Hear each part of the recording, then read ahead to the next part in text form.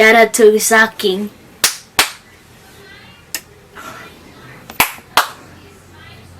Yes! Hey, what's up guys? This is the clapper, the one as seen on TV.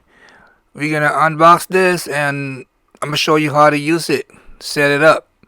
So that's the actual clapper.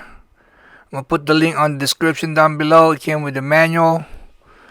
Alright, so that's the mode switch right there. So it has three settings: away, low, and high.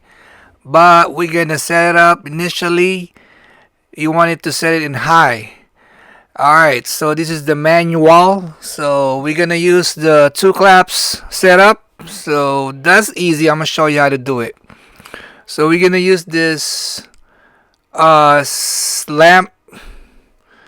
Alright, we're gonna pull the plug, and then we're gonna plug in our clapper. Make it clap. Alright, you see that? It's flashing. And then we're gonna plug in the lamp. And then once that's plugged in, clap twice. You see it came on. Clap twice. You see it got dimmed out. So we're gonna test him out. Shout out to Risaki.